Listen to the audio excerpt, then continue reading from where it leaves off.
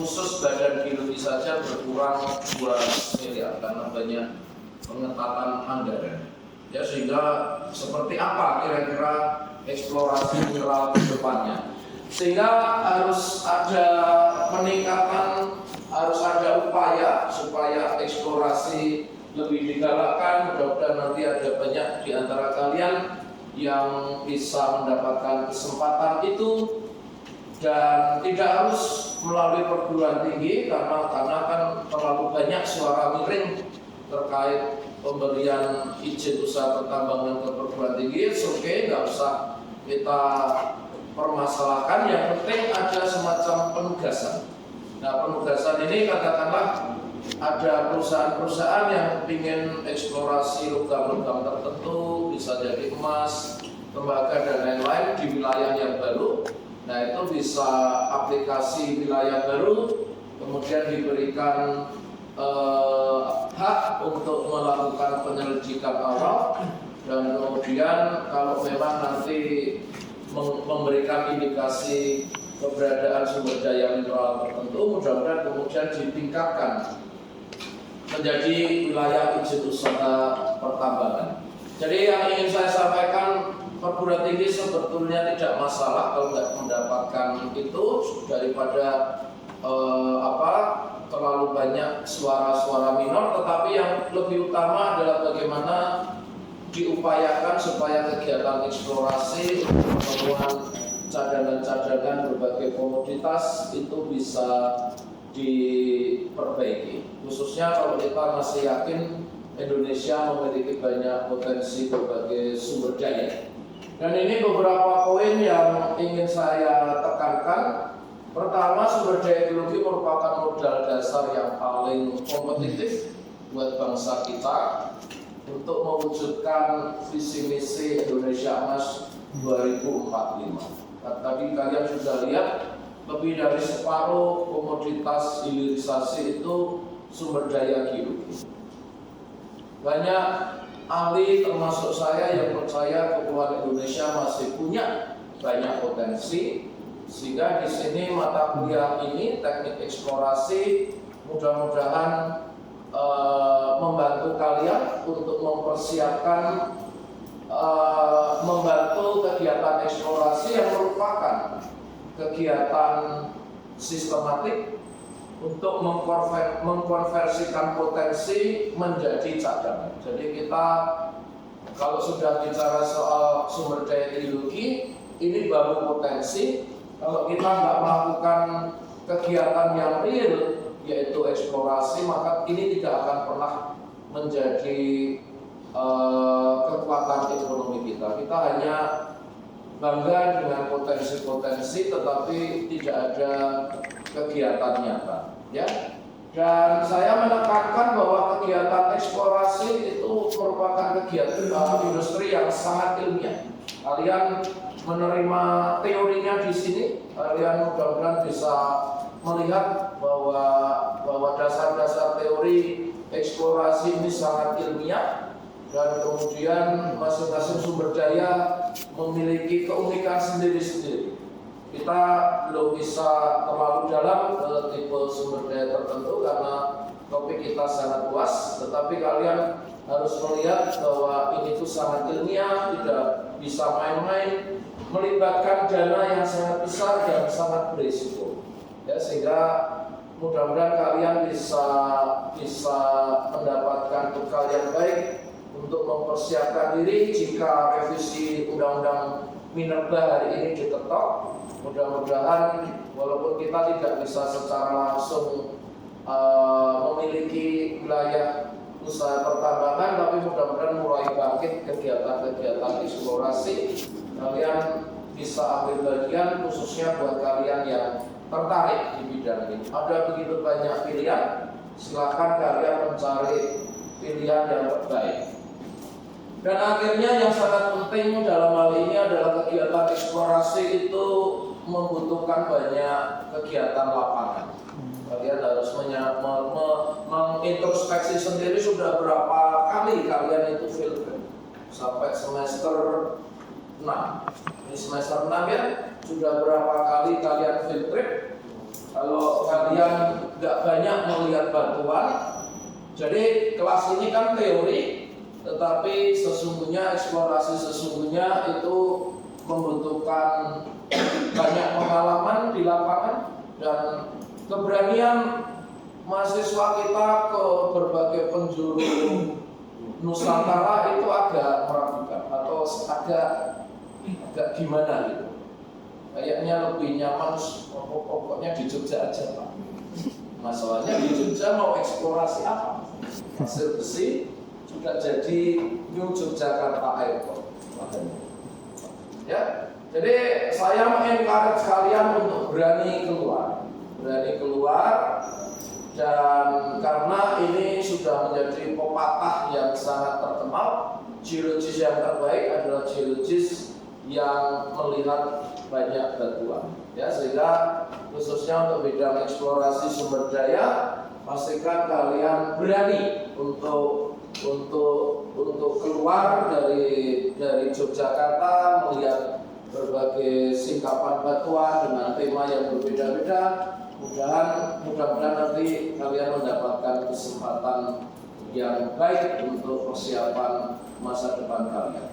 Oke, saya kira itu. Sekarang kita masuk review kembali ke bagian akhir dari minggu lalu supaya penekanan kontribusi kita makin diperkuat. Dan kalau di pendahuluan tadi itu topiknya soal mineral yang sekarang dihebohkan.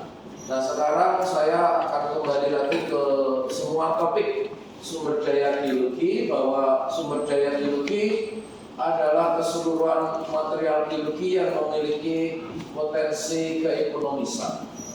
Dan dalam konteks eksplorasi kita harus yakin masih ada banyak material geologi yang hari ini belum ekonomis. Kalau nanti dibutuhkan oleh industri untuk pertahanan dan lain-lain, percayalah bahwa banyak material geologi yang hari ini kurang ekonomis suatu saat bisa menjadi ekonomis. Ya, contohnya hari ini misalnya kalian mungkin sudah mulai melihat ada yang mencoba mengekstrak lithium dari geothermal brine.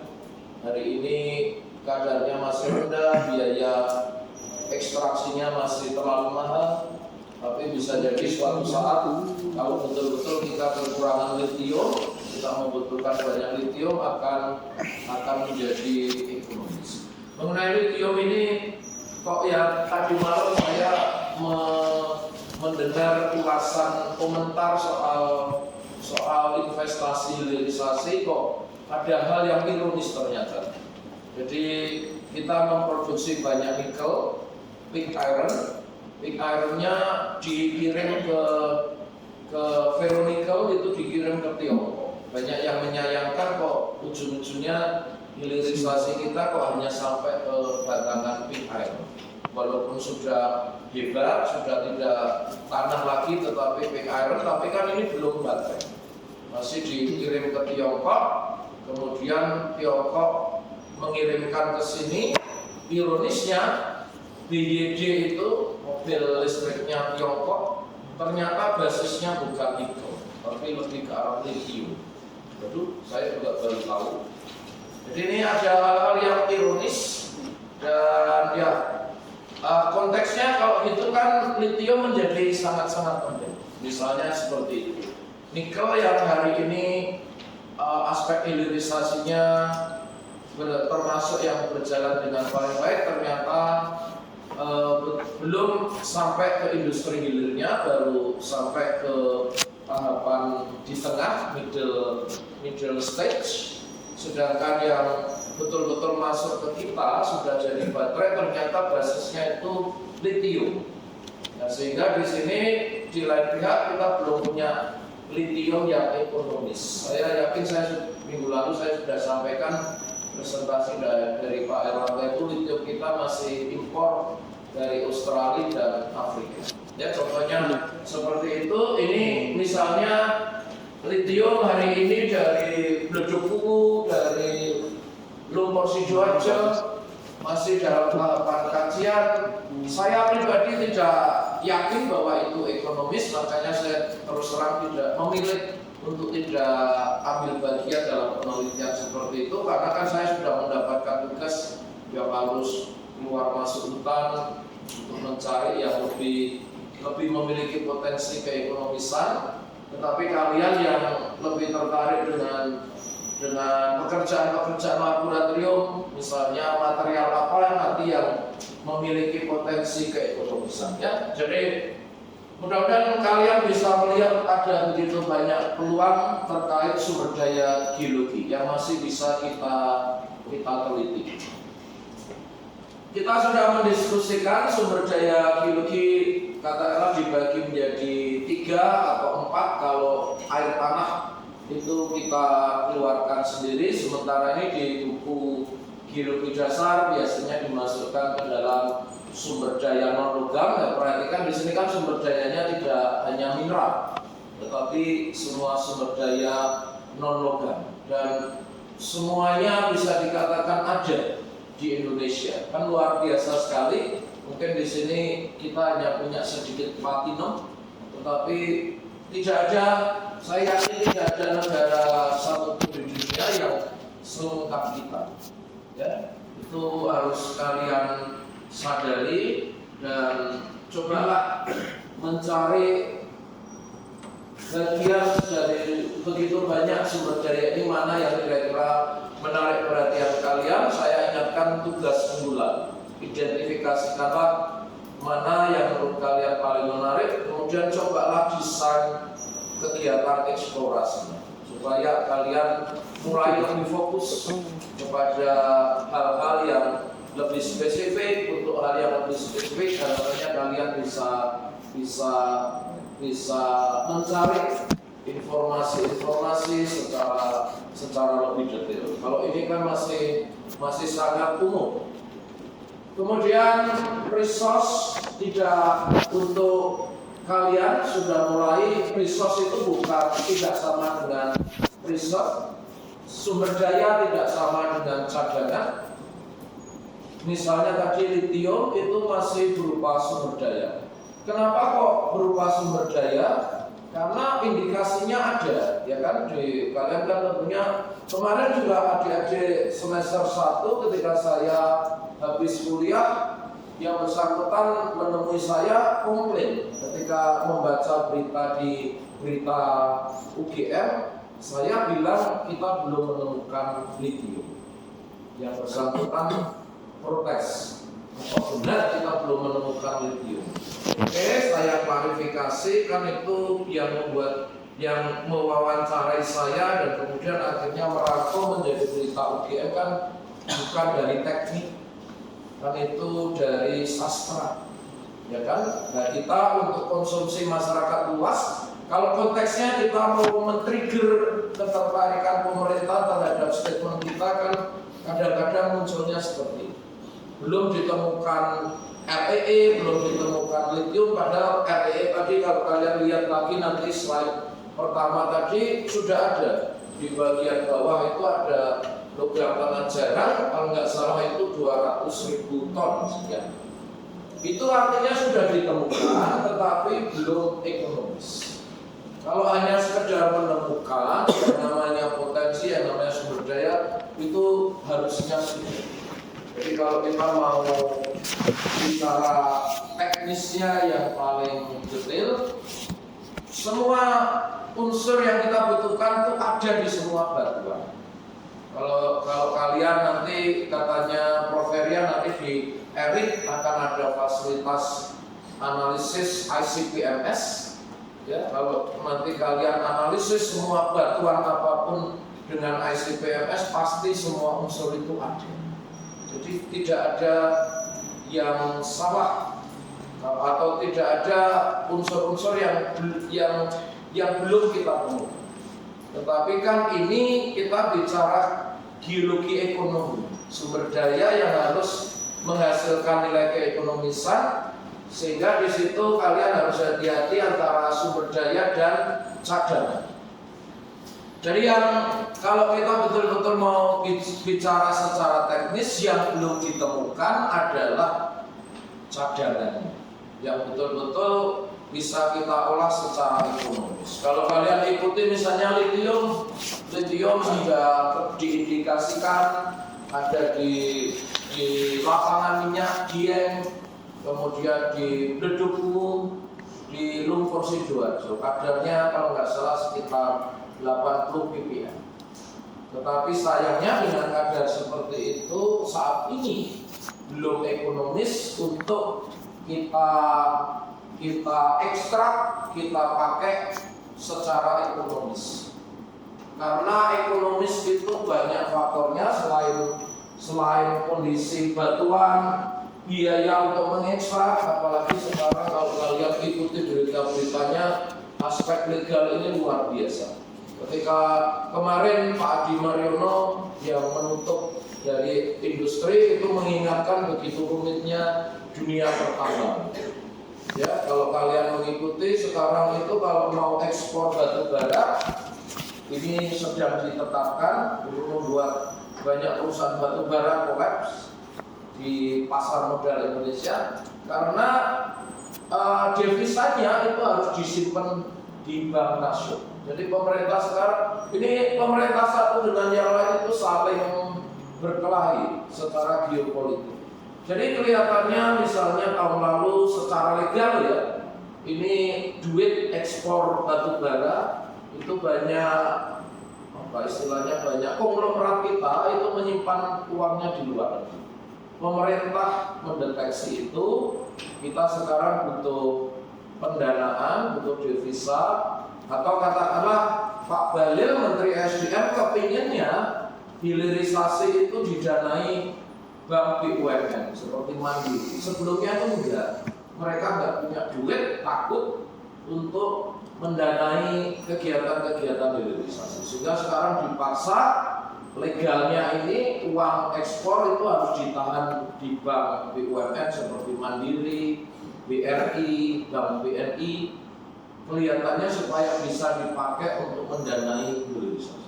Jadi ini sangat-sangat kompleks sehingga kalau nanti kalian juga terlibat di dalam kegiatan-kegiatan eksplorasi ini, aspek-aspek keekonomisan harus selalu dilibatkan. Jangan hanya sekedar sebaiknya jangan hanya sekedar scientific ya, karena mudah-mudahan kalian semua kepinginnya itu untuk membantu negara, tidak sekedar untuk membuat paper dan lain-lain, mendapatkan penghargaan dan lain-lain, tetapi ujung-ujungnya apakah ini ekonomis atau tidak. Sehingga di sini kita harus menyadari bahwa cadangan itu bagian yang sangat kecil dibandingkan dengan keseluruhan sumber daya. Contohnya logam panas jarang. Semua tanah itu ada logam panas jarangnya, tetapi kadarnya sangat-sangat rendah. Suatu saat mungkin kalau kita betul-betul harganya sangat-sangat mahal, bisa jadi nanti semua tanah itu bisa kita ekstrak kalau kita butuhkan. Tapi sementara ini sebagian besar batuan itu mengandung berbagai sumber daya geologi, tetapi masih bersifat potensi. Ini adalah bagian kecil dari keseluruhan potensi yang hari ini bisa kita ekstrak. Kalau istilah pertambangan itu kelihatan kesannya kotor, oke, kita ekstrak, kita hilirisasi. Untuk itulah mata kuliah ini menjadi penting. Teknik untuk mengkonversikan potensi menjadi cadangan itu melalui kegiatan eksplorasi sumber daya. Sehingga kalian harus yakin bahwa kegiatan eksplorasi sumber daya merupakan kegiatan yang sangat sistematik, sangat saintifik. Karena harus betul-betul penuh perhitungan dan tidak boleh sekedarnya ya, karena biayanya sangat mahal, taruhannya sangat mahal, dan ya seperti contoh sebetulnya kita sudah lebih dari 10 tahun tidak banyak melakukan kegiatan eksplorasi mineral.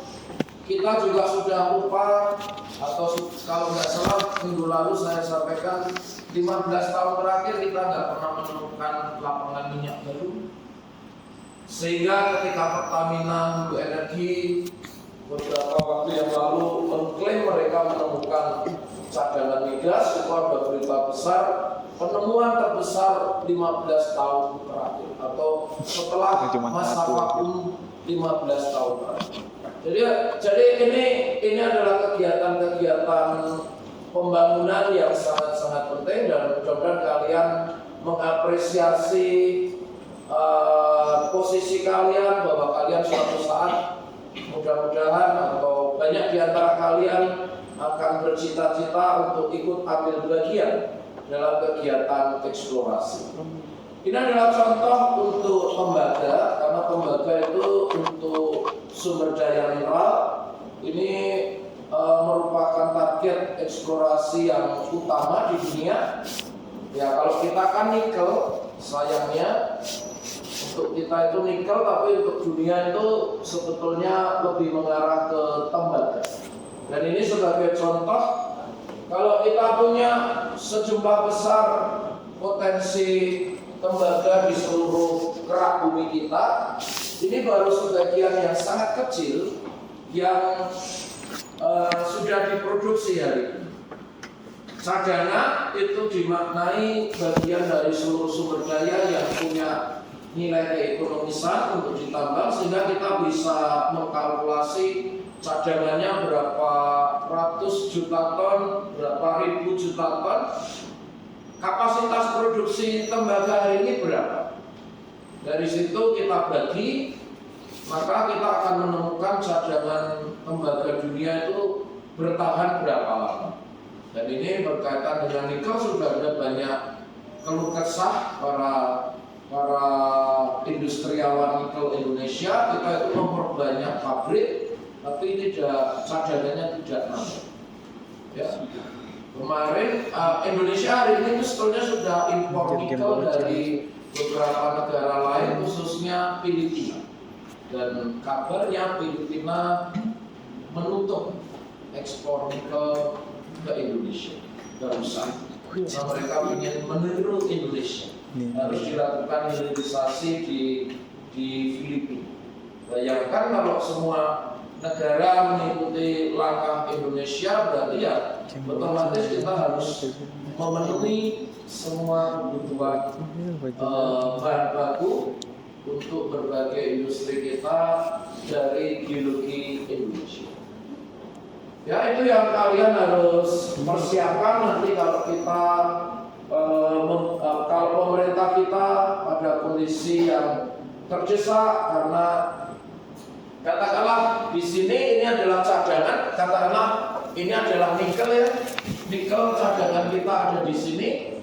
Nah, kapasitas produksi maksimal yang ini, sedangkan kapasitas produksi real tahun ini misalnya yang ini, sehingga cadangan yang ini dibagi ini kira-kira katakanlah 10 tahun lagi. Nah, sehingga kan kita harus melihat dari mana kita bisa memenuhi kebutuhan tersebut. Nah, apakah cadangan ini sustainable? Sebagian besar tidak. Sebagian besar tidak, karena sebagian besar itu bukan sumber daya yang terbarukan. Lagi-lagi kita harus mensyukuri bidang kita geologi itu ada sumber daya yang sustainable. Misalnya air dan energi panas bumi, ya. Jadi itu juga perlu kita galakkan, tetapi sebagian besar sumber daya geologi yang lain itu tidak sustainable. Kenapa kok tidak sustainable? Karena pertama jumlahnya terbatas, khususnya yang ekonomis itu jumlahnya terbatas, makanya ini menjadi saintifik karena setiap komoditas geologi memiliki model-model geologi yang harus kalian pelajari. Kalian harus mengambil sikap, nggak mungkin satu ahli geologi itu bisa tahu semuanya. Misalnya hari ini saya menyayangkan kok eksplorasi tembaga, kok timnya yang pernah eksplorasi nikel. Pada endapan nikel Indonesia itu endapan yang paling sederhana, laterit, tanah saja. Sedangkan tembaga kita itu alkali hidrothermal porphyry, secondary enrichment CU. Maka ini kan nggak ideal. Tetapi pesan saya kalian dalam kondisi-kondisi yang ada nanti opportunity-nya, kalau dari saya cobalah kalian lihat peluang dan apapun peluang itu sebaiknya tangkap dulu. Karena ingat tadi geologis yang hebat itu yang banyak lihat peluang. Daripada kalian terlalu idealis, saya kepinginnya yang porphyry, kalau tidak ada kesempatan porphyry saya nggak mau. Sayangnya seringkali kesempatan itu nggak seperti itu. Ya, sebaiknya kalian terbuka untuk berbagai kesempatan yang ada, melihat berbagai opportunity, dan itu pada saatnya nanti mudah-mudahan kalian bisa memberikan solusi terbaik. Karena berbagai sumber daya itu jumlahnya terbatas. Ini kan ironis, konsumsi kita itu meningkat. Jadi kalau ada yang menolak pertambangan itu ya lucu. Karena mau demo saja naik kereta, naik pesawat ke istana negara, buat jalan kaki, ya kan? Untuk nyebarin berita-berita demo pakai HP. HP-nya penuh dengan emas, tembaga, timah, dan lain. Nah ini karena kenyataannya konsumsi kita terhadap berbagai sumber daya itu meningkat, termasuk air tanah. Konsumsi air tanah meningkat sehingga mau nggak mau kita harus mencari penggantinya.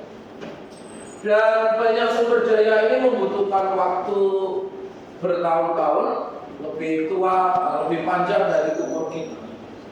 Mungkin yang relatif paling pendek panas bumi, tapi panas bumi itu sendiri dalam pengalaman saya membutuhkan waktu minimal 30.000 tahun supaya magma sejak awal keluar itu cukup tua supaya membangun sistem sirkulasi air panas. Kemudian magmanya tidak lagi terlalu asam, karena kalau terlalu asam nanti merusak fasilitas ekstraksi air panas. Panas bumi aja yang paling cepat itu sekitar 30.000 tahun. Jangan cari eksplorasi panas bumi di gunung berapi yang hari ini masih erupsi. Carilah di gunung api tipe B kalau di Indonesia yang sudah tidak ada peristiwa erupsi dalam beberapa ratus atau beberapa ribu tahun terakhir. Itu kira-kira problem-problem kita yang mudah-mudahan itu menjadi peluang buat kita. Opsi sustainability kalau kita mau menjaga pertumbuhan ekonomi dengan berbagai sumber daya itu tentunya tidak harus dengan eksplorasi. Silakan memilih apakah itu recycling. Teman-teman para peneliti profesor di teknik kimia itu mengarah ke recycling. Itu harus kita dukung, ya kan? Itu harus kita dukung, tetapi pertanyaannya apakah recycling mampu menggantikan semuanya. Mungkin untuk beberapa logam suatu saat terbukti betul. Saat ini antara lain logam yang termasuk recyclingnya paling berhasil itu antara lain setahu saya aluminium, ya, kertas aluminium itu mudah di recycling dan kalau nggak salah sekitar 20% aluminium kita itu recycling. Ingat yang paling berhasil masih dalam tahapan sekitar 20%, belum 50%. Apalagi lithium, nanti baterai nikel dan lain-lain. Tentang baterai ini contohnya saya mulai mendengarkan keluhan-keluhan dari orang-orang EBT yang mengandalkan solar panel. Solar panel itu dibanggakan pertama di Amerika, kedua di Tiongkok. Tapi ternyata setelah beberapa puluh tahun mereka mulai gelisah. Ternyata panel suryanya mengalami degradasi yang sangat signifikan Jadi Pertanyaannya bantu apakah mereka penulisan harus ini. membangun panel Kata surya penulisannya itu doang. dari awal? Dia yang paling ngerti. Apakah itu ringlet gitu kalau kayak gitu? Aku cuma ngerti materi, tulisannya nggak kurang gitu. Ya, jadi industri inovasi seperti recycling tentunya harus kita dukung. Termasuk ini, berapa banyak energi yang dipakai, kan harus hitung-hitungan. Kalau mau recycling itu biayanya berapa? Jangan-jangan lebih mahal daripada kita mengolah dari komoditas alam.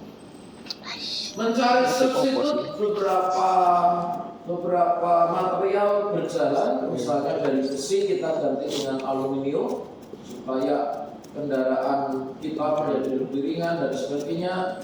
Tetapi belum semuanya, ada istilah mineral kritis.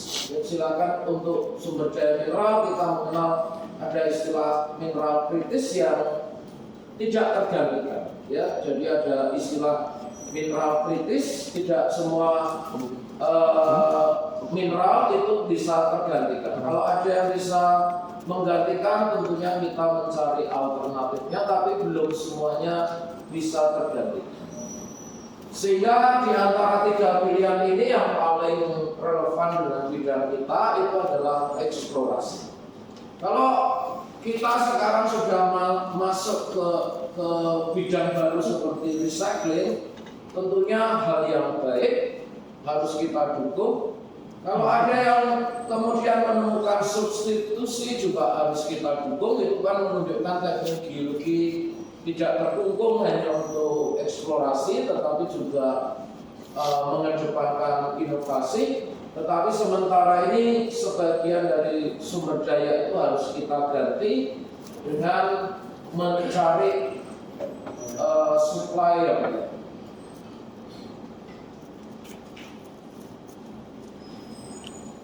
Dalam konteks permasalahan terkait motivasi kita melakukan eksplorasi, tadi sudah kita diskusikan sebagian besar dari sumber daya kita itu non-renewable.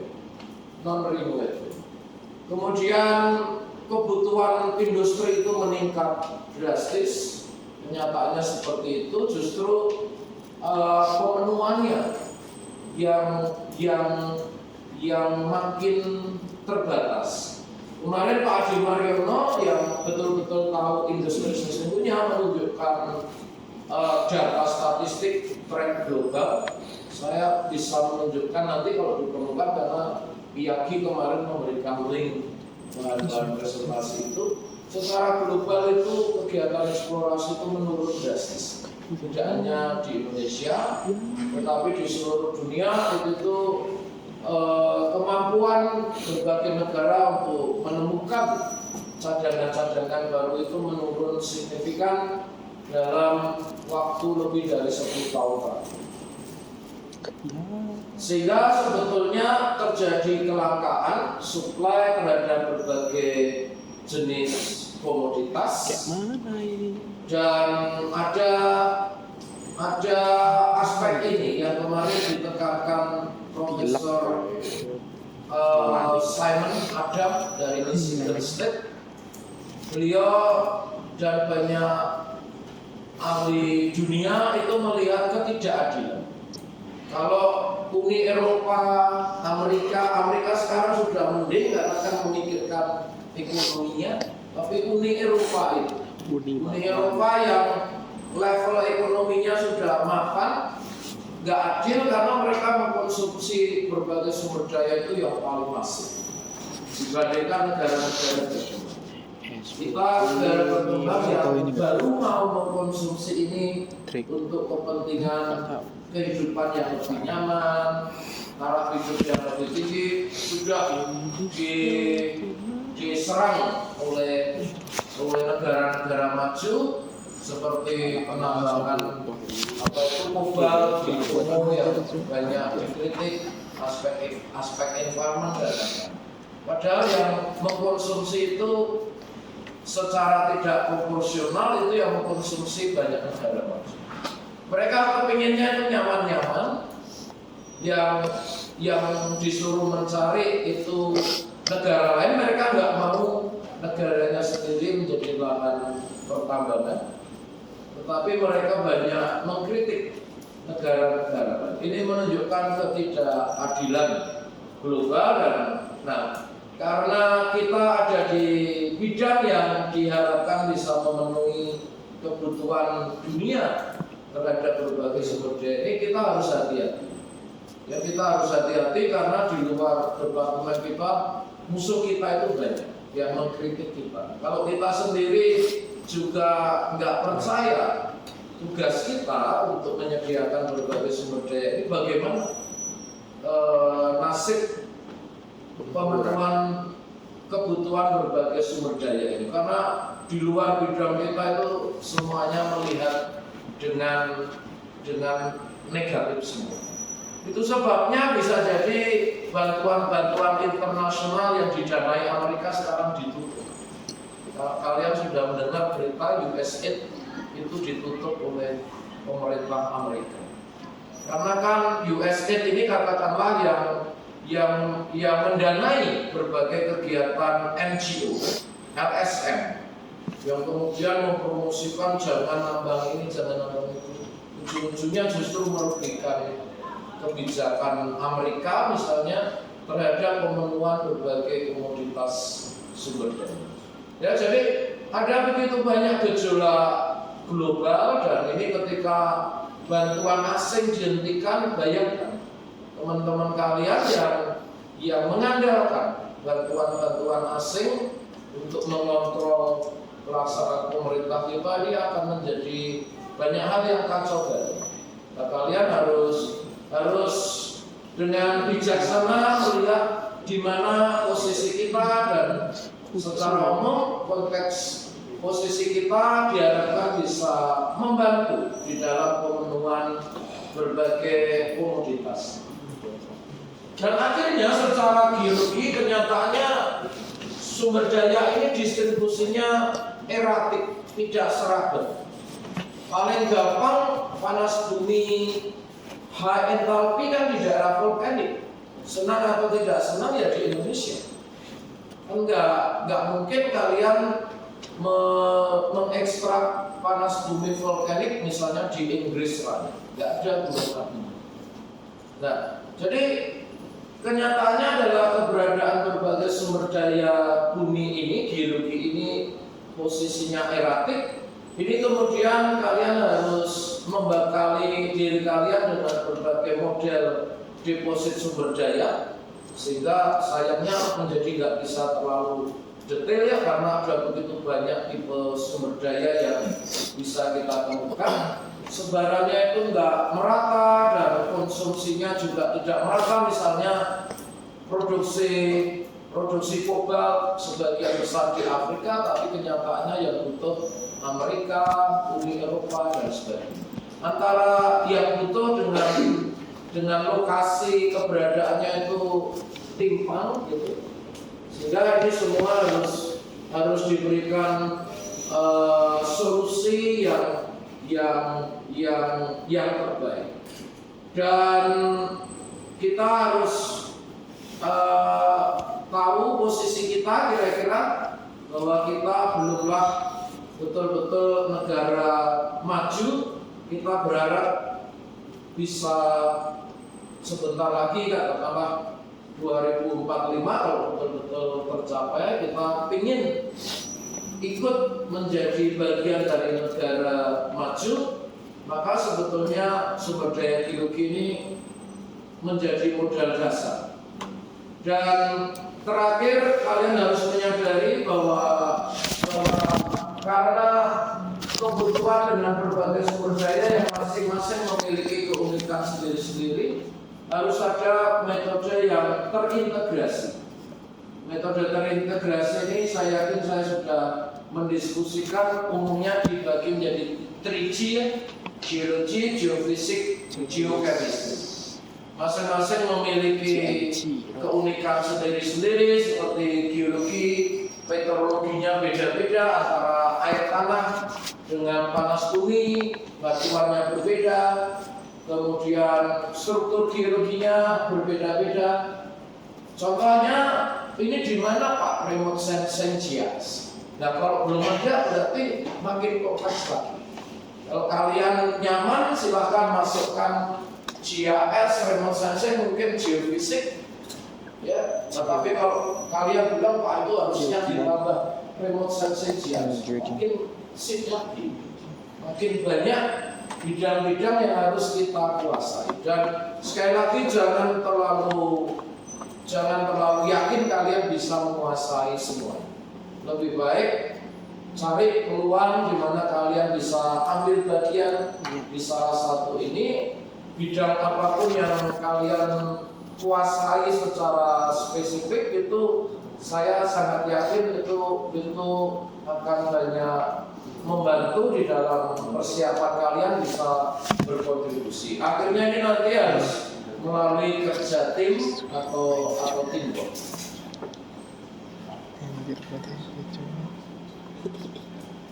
Tentang energi resources, misalnya uranium yang belum banyak kita diskusikan, bisa jadi sebentar lagi kita pun akan memerlukan uranium. Kemarin ada teman ya atau mahasiswa yang menunjukkan di BRIN itu ada tawaran penelitian terkait sumber daya radioaktif. Ya itu kan kita dulunya punya Batang, dan itu di Batang ada bidang geologi mineral radioaktif, itu juga sangat menarik. Jadi bidang-bidang khusus seperti ini tuh bisa jadi suatu saat memiliki kunci. Termasuk kalau kalian nanti tidak keberatan bekerja di Australia. Australia itu banyak sumber daya uranium, ada beberapa tipe, ada yang tipe sedimentary, ada yang tipe iron oxide copper gold, dan kelihatannya kan sudah mulai ada perusahaan Indonesia, ada Blue Salin, ada Blue Sinarmas, itu sudah memiliki beberapa izin usaha pertambangan logam di Australia, termasuk batu bara juga. Ini beberapa contohnya untuk petroleum, untuk menekankan bahwa masing-masing memiliki model geologi yang berbeda-beda. Ya, jadi kalian harus nanti pada saat mengerjakan tugas itu lebih dikontekstualkan. Kalian bekerja dengan sumber daya yang mana, kondisi geologinya seperti apa. Ini contohnya adalah minyak dan gas bumi. Dalam hal ini secara umum adalah cekungan sedimen, dan kita punya banyak cekungan sedimen, banyak diantaranya belum dilakukan eksplorasi secara masif. Mudah-mudahan kalian tahu cekungan apa, Masela itu di lepas pantai itu di mana itu? Di utaranya atau selatannya Wetar? Selatannya Wetar, antara Wetar, Timor Leste dan Australia. Ya di situ kan terus terang buat saya nggak kebayang cekungan sedimen kok di tempat seperti itu. Bisa jadi itu adalah bagian dari kerak benua Australia. Ketika masuk ke Banda Ak itu sudah settingnya polisi. Jadi kerak benua sudah masuk ke deretan gunung api kuarter di Maluku Barat Daya, dan batuan sedimennya kemudian terlimpah. Dan itu yang kemudian luar biasa sekali. Impact dulu, kalau nggak salah perusahaan Belanda itu apa, Shell, itu berhasil menemukan. Bayangkan itu di daerah jalur penunjaman di selatan jalur penunjaman di Banda Ak, itu kita memiliki sistem seperti ini. Dalam hal ini beberapa komponen sistem jebakan minyak bumi seperti sumber batuan sumbernya apa itu perlu kita ketahui. Contohnya saya sama menangkap misalnya cekungan Banyumas itu tuh belum teridentifikasi batuan sosroknya apa. Ya, jadi contohnya yang paling dekat dengan kita yang masih selalu diperdebatkan itu apakah suatu saat kita bisa menemukan cadangan minyak di Jawa Tengah, ada cekungan Banyumas. Di situ salah satu yang dipermasalahkan kelihatannya belum ketemu sosroknya. Di situ ada banyak gunung api sehingga kemudian hubungannya apa antara cekungan sedimen dengan gunung api, apakah magma itu ikut serta di dalam pemanasan material organik atau justru menjadi pengganggu. Hal-hal seperti ini tuh akan makin kompleks ke depannya dan kalian harus awali dulu dengan hal-hal yang paling fundamental yang kalian peroleh di mata kuliah terkait sumber daya minyak dan gas bumi. Ini adalah contoh-contoh jebakan sistem minyak dan gas bumi. Ada kombinasi antara stratigrafi, kemudian struktur geologi, kemudian sumber materialnya dari mana, sosroknya dari mana, reservoirnya yang mana, dan seterusnya. Kalian harus yakin bahwa kita masih punya banyak tempat yang masih bisa dieksplorasi, dan salah satunya yang ditemukan tadi yang problematik itu di Jawa Tengah, Banyumas, sedangkan yang sudah terbukti dekat kita yang masih menjadi salah satu ladang minyak terbaik di Indonesia kan di Cepu di Jawa Tengah, dan itu istilahnya misalnya bergerak lebih ke bawah selama belum ketemu batuan dasar atau basement. Di tempat-tempat tertentu saya mendengar bahwa eksplorasi migas sudah mencari batuan dasar dan lain-lain. Untuk inovasi mungkin kalian mendengar kita mulai jualan untuk CCS. Nah, ini sesuatu hal yang masih abstrak buat saya. Apa maksudnya kita jualan karbon? Jadi kalau kalian ikuti kelihatannya ada jebakan-jebakan seperti ini. Bisa jadi lapangan migas yang sudah depleted atau tidak ketemu minyaknya yang dijumpai secara ekonomis. Kemudian ini ditawarkan untuk menjadi tempat penyimpanan karbon. Ada carbon trading dan ada potensi yang luar biasa, dan katanya Norwegia sudah membeli sekitar 30 juta US dollar untuk pesen jebakan stratigrafi, tektonik atau struktur geologi seperti ini. Suatu saat Norwegia akan mengklaim bahwa dia akan menginjeksikan karbon disimpan di formasi geologi. Yaitu contoh pengembangan ke depan yang mungkin kalian sudah mulai ikuti.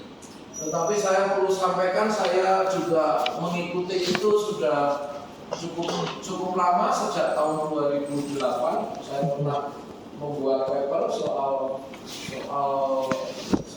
CCS, CO2 sequestration, dan sampai hari ini kenyataannya itu belum terimplementasikan secara nyata. Jadi kalian harus hati-hati juga antara mana yang inovasi yang kira-kira akan bisa direalisasikan dalam waktu dekat dan mana yang ujung-ujungnya atau selamanya itu baru berupa wacana atau opportunity. Ya, kalian harus hati-hati untuk melihat berbagai hal pengembangan bidang kita. Dan kemudian di sini hanya untuk menunjukkan untuk bidang minyak bumi saja jebakannya itu macam-macam. Ya, jebakannya macam-macam sehingga untuk setiap tipe jebakan ini kalian perlu perkuat dengan berbagai keahlian seperti interpretasi seismik dan lain-lain.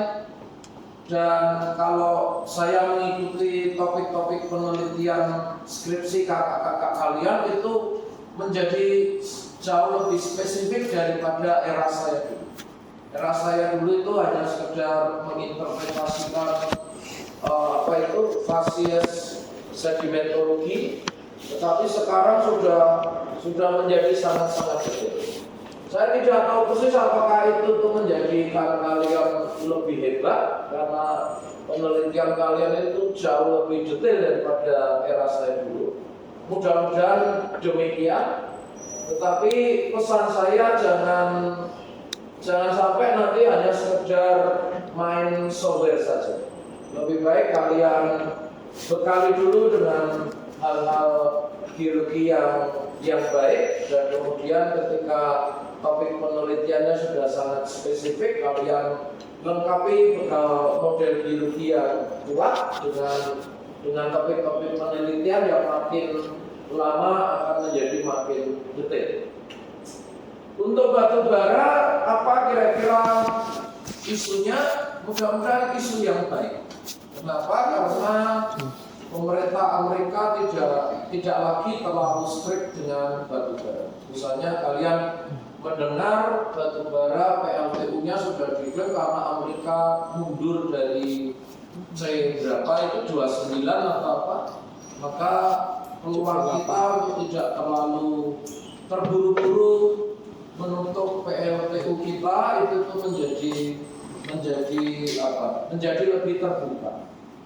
Dan kalau saya mengikuti pidato pengukuhan guru besar Prof. Herian, kalau itu benar, itu Prof. Herian menyampaikan kita punya cadangan batu bara yang cukup banyak, sehingga dalam hal ketersediaannya tentunya masih sangat berpotensi, dan di situ kemudian muncul kesempatan untuk bisa melakukan inovasi-inovasi. Contohnya inovasi yang paling banyak digaungkan terkait dengan batu bara ini gasifikasi. Tetapi ya tentunya gasifikasi batu bara ini termasuk dalam level hilirisasi yang tersulit. Bahkan perusahaan Amerika saja yang kita dengar itu tidak berhasil melakukan gasifikasi batu bara dengan berhasil. Jadi masih kita tunggu kemajuannya, tapi di sisi lain setiap operasi batu bara itu oleh pemerintah diwajibkan untuk melakukan aktivitas inovasi apakah dari fly ash bisa dikembangkan untuk sumber logam tanah jarang, untuk yang kemarin dikembangkan Prof. Herian dan tim itu seperti untuk pupuk tanaman dan lain-lain.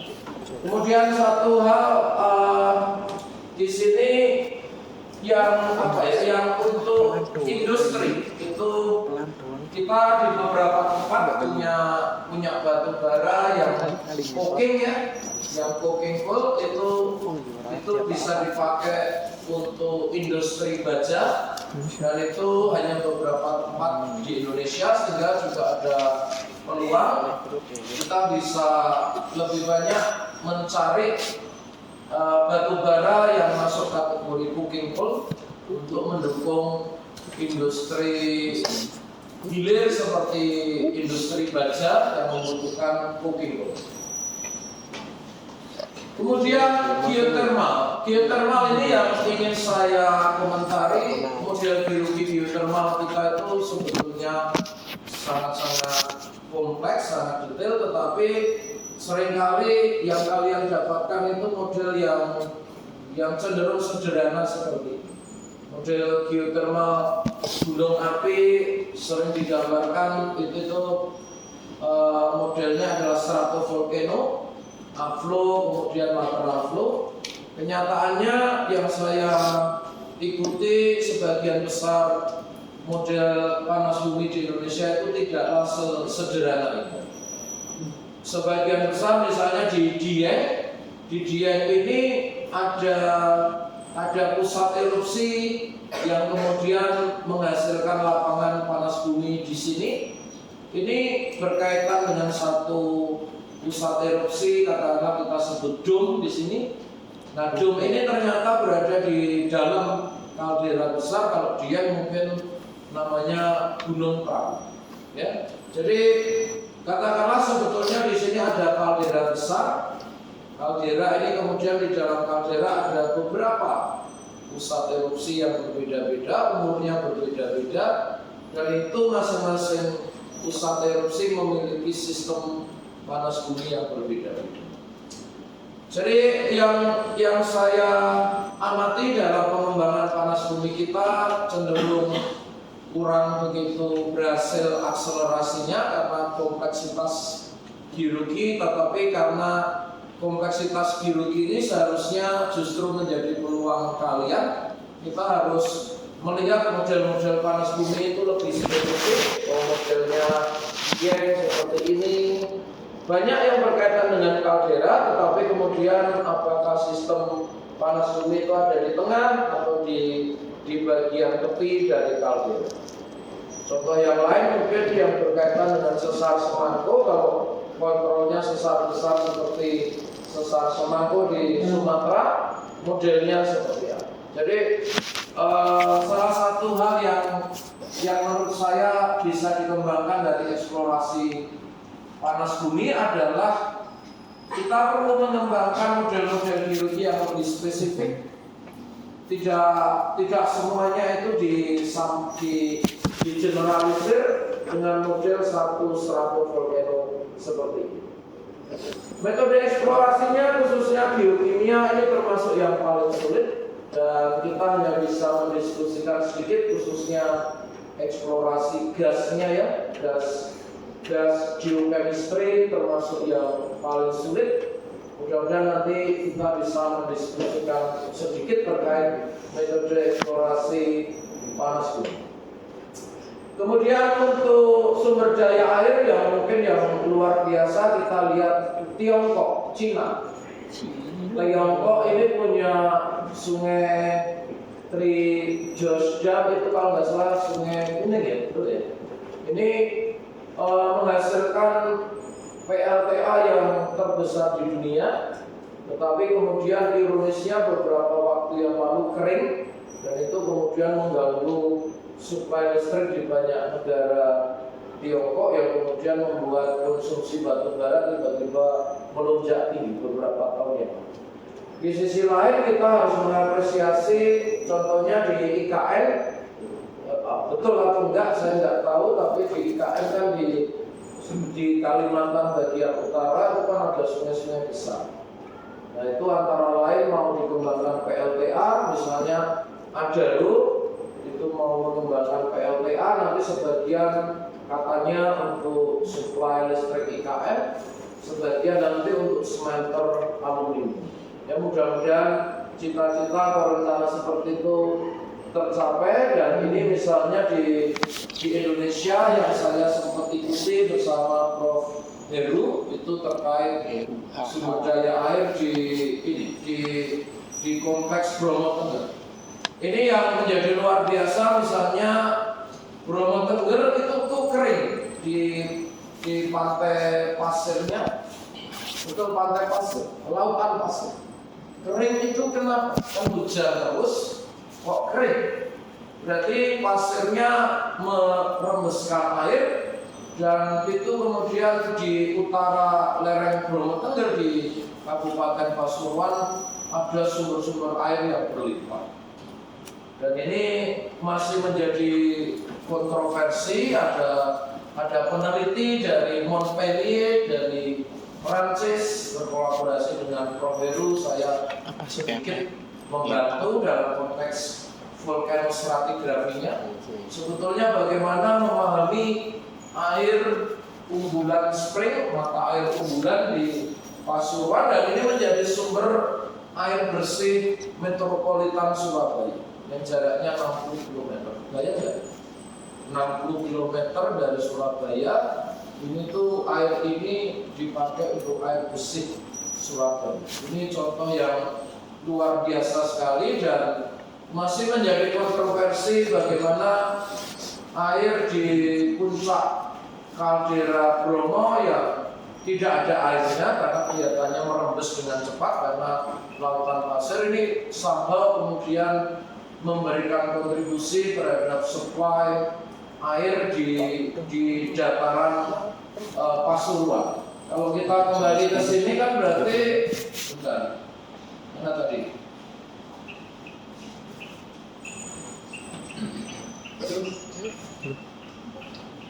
Gimana ya?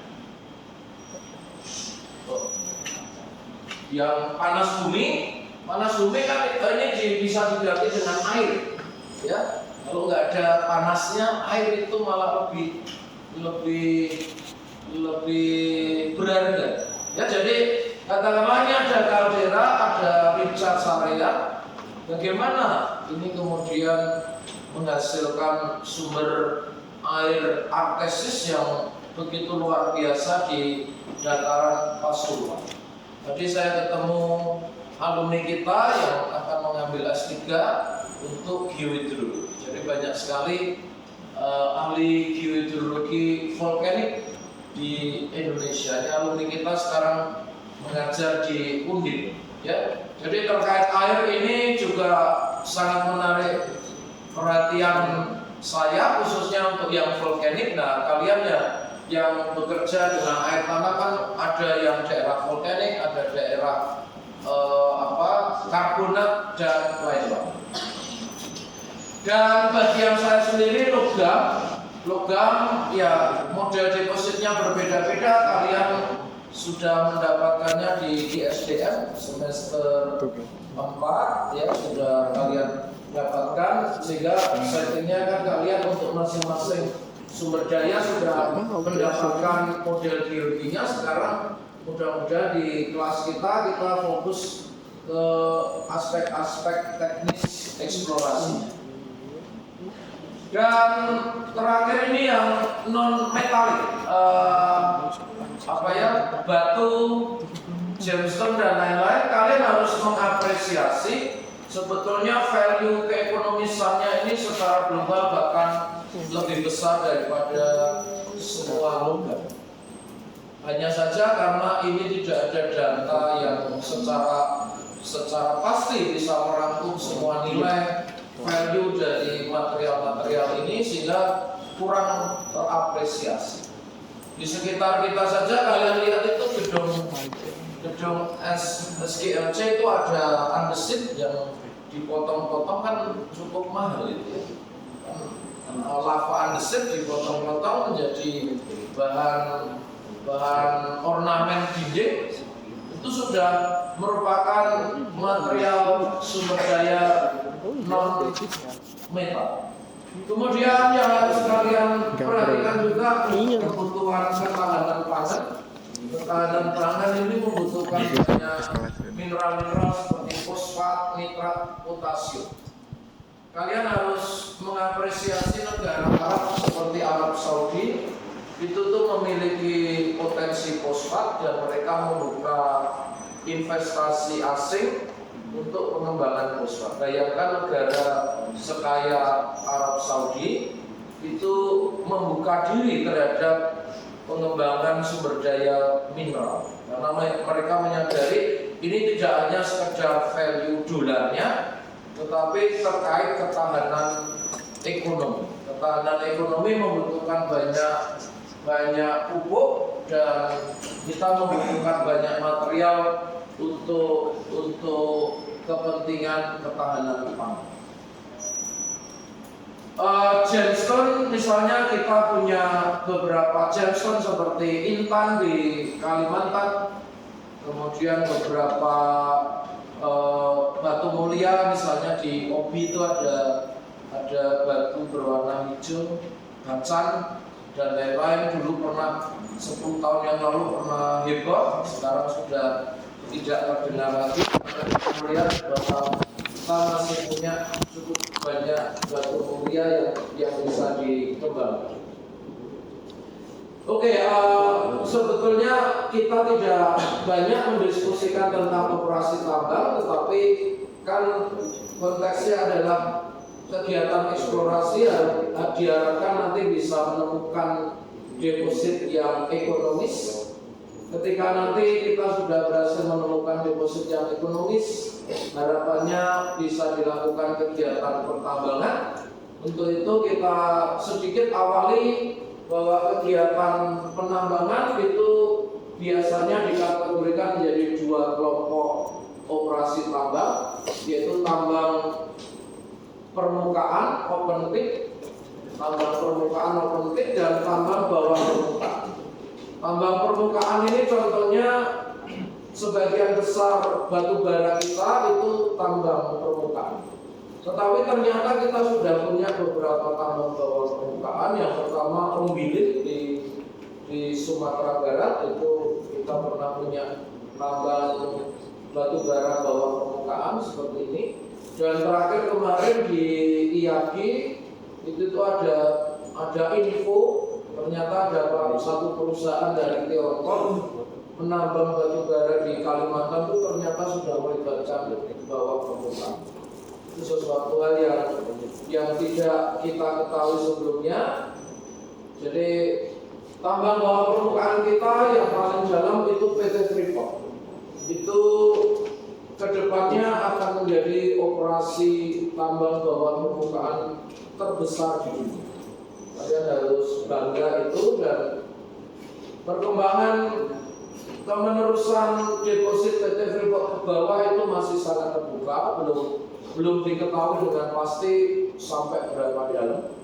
Itu adalah hal yang luar biasa kalau nanti ada di antara kalian mendapatkan kesempatan kerja di PT Freeport. Dari waktu ke waktu itu ada kakak kalian yang mendapatkan kesempatan kerja praktek. Sementara ini karena tidak ada eksplorasi di sana, karena cadangannya sudah sangat besar, maka kesempatan kerja praktek saat ini adalah untuk kegiatan penambangan bawah permukaan. Kan butuh geoteknik, butuh solusi geohidrologi, dan itu bidang-bidang yang lebih banyak ditawarkan. Sehingga kegiatan penambangan ini nantinya tidak hanya sekedar berkaitan dengan mengambil komoditasnya, tetapi juga aspek keselamatan kerja seperti geoteknik dan juga pengelolaan air tanah, pengelolaan limbah dan sebagainya. Nah, di dalam konteks pertambangan ini ada banyak aspek yang perlu diperhatikan terkait lingkungan, potensi kebencanaan dan lain-lain. Kita harus membatasi itu ya.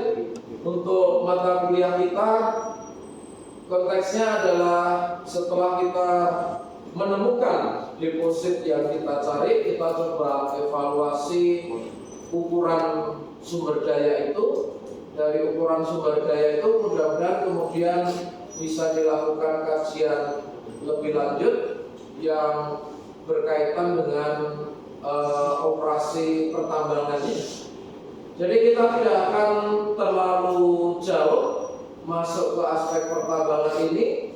Mudah-mudahan kalian yang mengapresiasi adalah hasil kegiatan eksplorasi kita itu akan menjadi penentu apakah hasilnya itu layak ditindaklanjuti untuk kegiatan pertambangan yang nantinya akan membutuhkan modal yang sangat besar, keterlibatan berbagai disiplin ilmu yang makin banyak. Sehingga mudah-mudahan kalian bisa menyadari pentingnya kemampuan ahli geologi eksplorasi untuk menemukan sumber daya yang terbaik untuk bisa dilanjutkan kegiatan penambangan ini.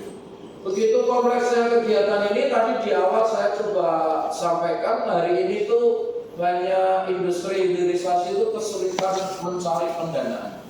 Karena bank-bank Indonesia itu takut kalau sudah didanai nanti ternyata proyeknya nggak lanjut.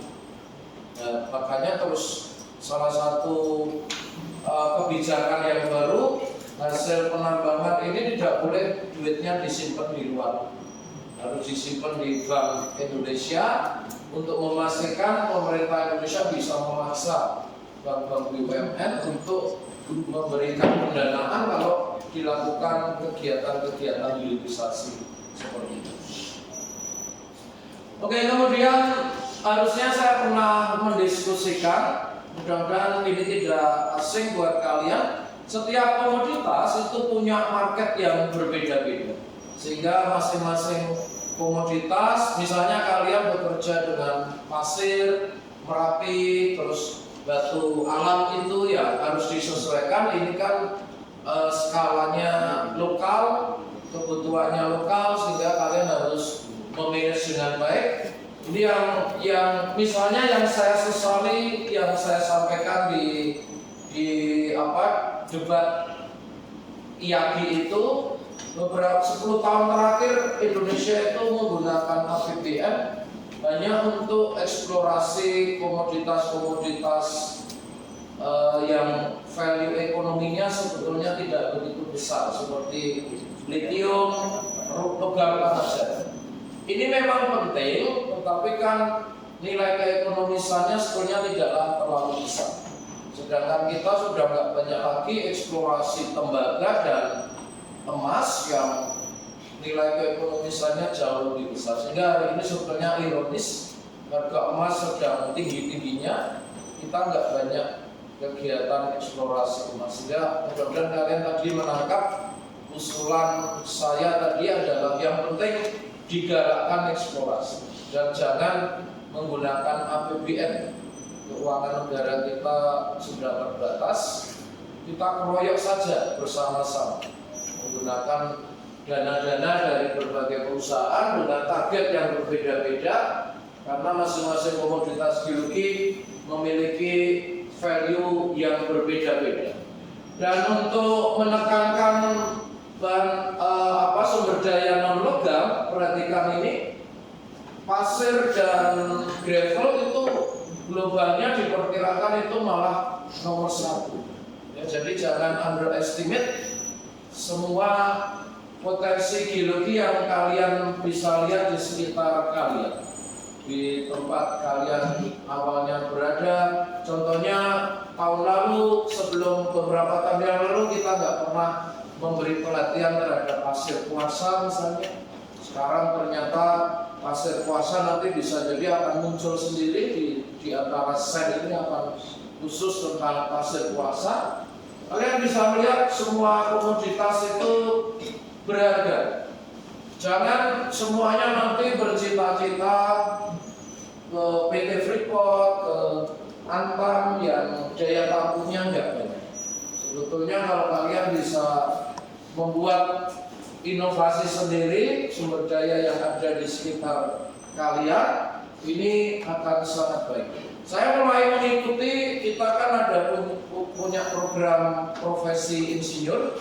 Ini dari waktu ke waktu muncul inisiasi-inisiasi, misalnya di Kalimantan ada alumni yang mengambil program profesi insinyur, dia merencanakan meneliti upgrading dari pasir kuarsa, dan itu sangat kami apresiasi. Berarti sebetulnya ada banyak potensi, nggak hanya boksit, nggak hanya nikel, tetapi ada banyak komoditas yang bisa dikembangkan di berbagai tempat di Indonesia. Tantangan-tantangan secara umum untuk minta maaf untuk industri untuk bahan bakar fosil, sayangnya kan kedepannya akan makin menantang karena agenda globalnya kan menuju energi non fosil. Ya, secara umum seperti itu, maka eksplorasi migas tantangannya menjadi lebih besar lagi karena isu globalnya itu akan bergerak menjauh dari energi fosil. Itu sesuatu hal yang kita sayangkan dalam konteks sumber daya geologi. Mudah-mudahan kalian yang ingin tetap masuk ke industri migas masih ada peluang, tapi di sisi lain melihat kesempatan lain, contohnya yang hidrogen kemarin. Dari Pertamina sudah mulai masuk eksplorasi hidrogen. Hidrogen memiliki isu global climate yang jauh lebih bersih daripada energi fosil, sehingga misalnya Pertamina mulai melihat bisnis lain seperti natural hydrogen.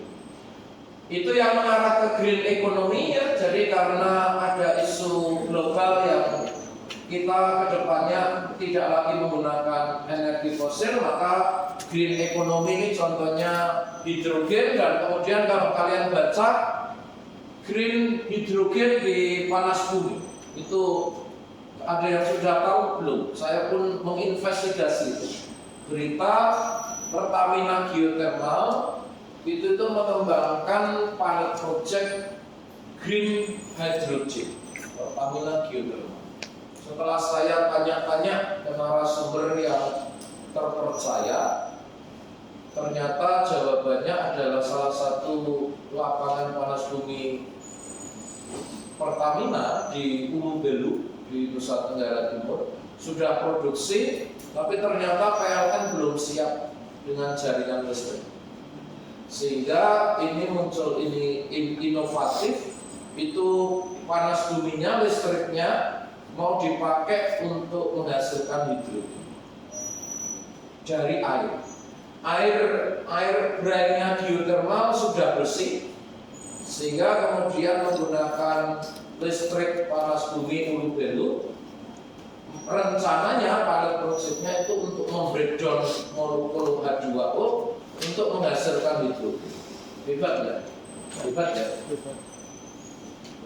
Kita tunggu saja apakah inovasi semacam itu betul-betul beberapa tahun ke depan betul-betul kita masuk era bahan bakar hidrogen. Kenyataannya Pertamina Geothermal sudah masuk ke inovasi green economy untuk menghasilkan green hydrogen. Critical raw material, nanti ada beberapa slide setelah ini. Saya kira pada prinsipnya kita butuh banyak material kritis, contohnya lithium, logam tanah jarang, bahkan grafit. Kalau kita mau melanjutkan IBC kita, dengan catatan IBC sudah ganti judul lagi. Baca berita, kelihatannya IBC kita itu problematik, sekarang sudah ganti judul lagi. Jadi ini pemerintah kita itu juga agendanya macam-macam. Indonesian Battery Corporation, kalian baca berita terkini Kompas atau Detik, Kata Data dan lain-lain, itu sudah muncul nama baru yang konteksnya itu lebih luas, penyediaan berbagai material kritis untuk kepentingan hilirisasi. Mudah-mudahan bukan karena industri IBC kita dipastikan nggak bisa berhasil. Mudah-mudahan bukan karena itu, tapi nama proyek IBC Indonesian Battery Corporation itu kemarin sudah diputuskan untuk diganti namanya. Untuk eksplorasi kalian harus mempersiapkan diri. Eksplorasi kita akan makin dalam. Eksplorasi mineral zaman saya seumuran kalian itu paling banter pemborannya 300 meter.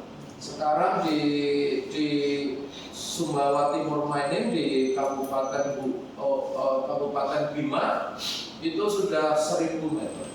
Itu contohnya. Kemudian kalau kalian melihat di Pegunungan Selatan Jawa Timur ada banyak batuan penutup batu gamping.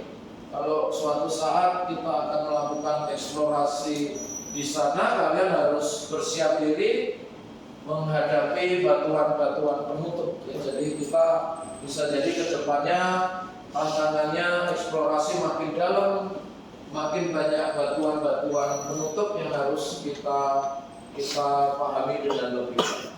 Dan opportunity-nya adalah circular economy. Kalau kalian tertarik, ini ada penelitian circular economy terakhir yang saya ikuti itu di Tayan di boksit. Saya besok hari Kamis akan menguji kakak angkatan kalian yang terlibat dalam penelitian circular economy di boksit. Kita coba lihat beberapa slide yang mendukung ini. Kalau melihat ini, trennya kan minyak mau tidak mau harus diakui itu cenderung turun tren ke depannya. Tetapi di gas masih cukup baik. Jadi kalau di industri minyak dan gas ini yang trennya masih naik. Mudah-mudahan industri migas kita masih bertahan. Batu bara walaupun menurun tapi masih cukup baik. Akhirnya kan mengarah ke flat gitu ya. India masih butuh banyak, kemudian Tiongkok juga masih butuh banyak. Hidro harus diakui ini pengembangannya, peningkatannya tidak mudah untuk menghasilkan energi hidro. Akselerasinya tidak mudah. Kemudian renewables termasuk panas bumi ini diharapkan meningkat, tapi misalnya tadi saya singgung panel surya itu ternyata punya problem. Ada luarsanya, ada masa umur dari solar panel. Sama seperti kalian HP, minggu lalu anak saya minta HP baru, ujung-ujungnya karena baterainya cepat habis, ya kan? Kalian tentunya merasakan itu. Ini renewable ini juga punya problem itu. Solar panel ternyata nggak bisa selamanya. Dalam beberapa tahun sekali harus digantikan.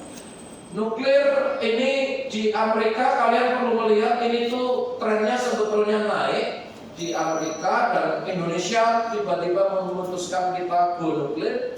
Sebaiknya kalian ikut bersiap diri kalau nanti kita betul-betul go nuklir, karena akan terlibat di berbagai penelitian seperti penyiapan lahan, kegempaan, dan juga masalah mencari berbagai sumber daya, uranium, thorium, kemudian silikon. Silikon itu penting untuk pelindung dinding nuklir, supaya kalau terjadi kebocoran reaktor nuklir itu radiasi akan tertahan dengan dinding yang dilapisi dengan silikon.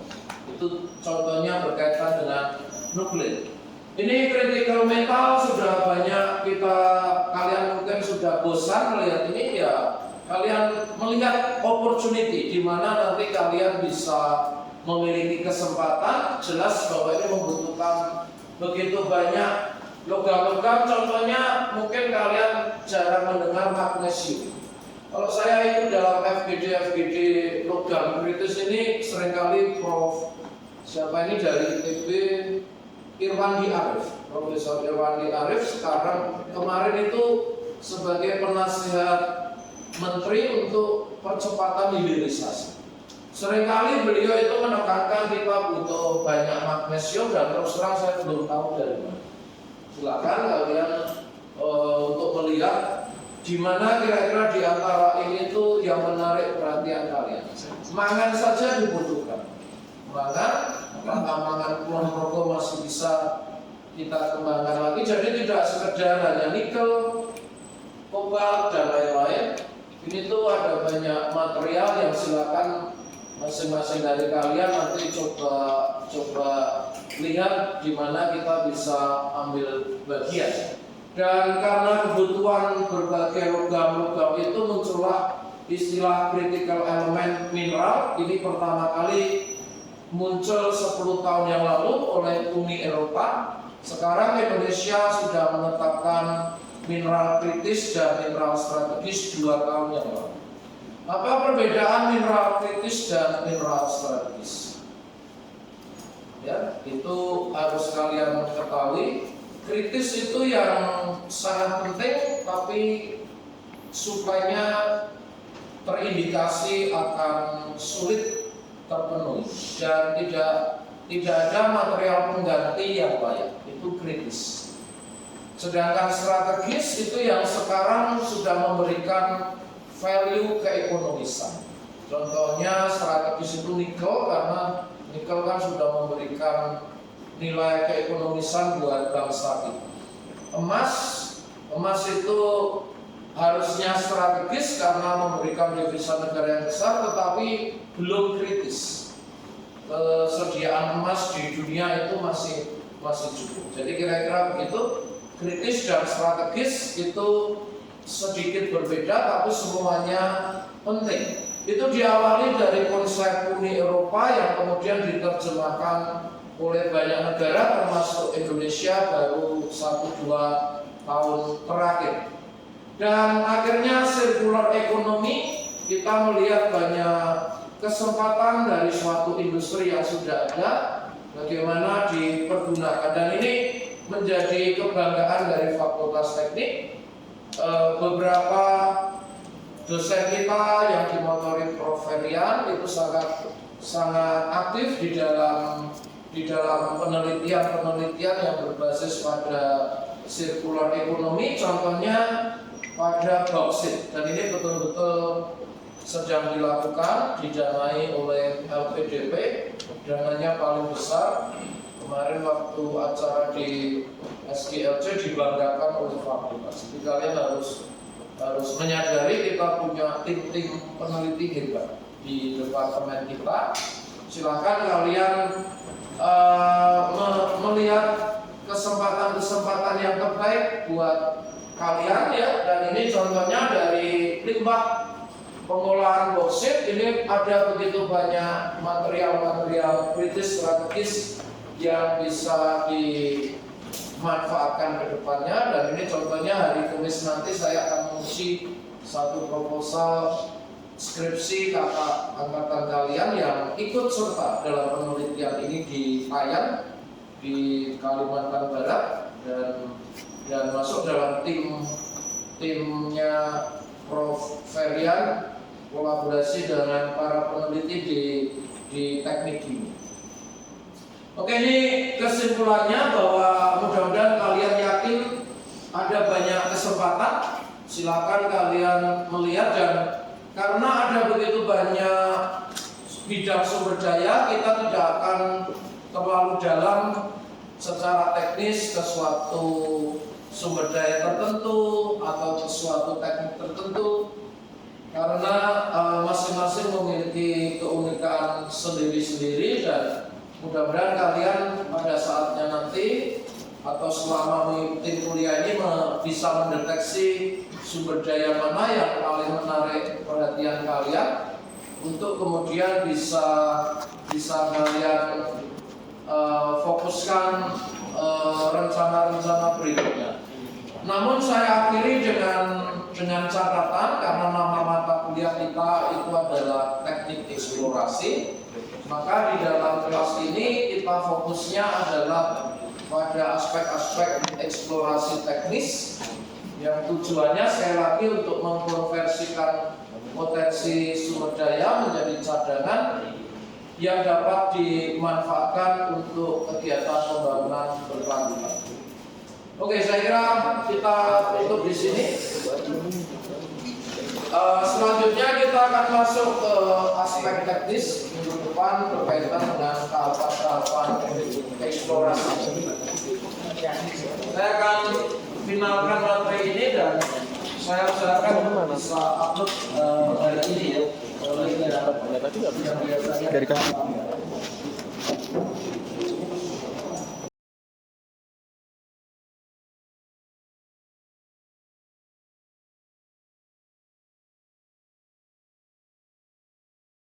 Indonesia di datanya Pak Airlangga tadi sudah muncul pasir kuarsa. Pasir kuarsa sudah ada produksinya, dan itu dipakai untuk bahan baku panel surya. Nah, kemudian dari situ apa yang bisa kalian rencanakan kalau kalian ingin mencari pasir kuarsa?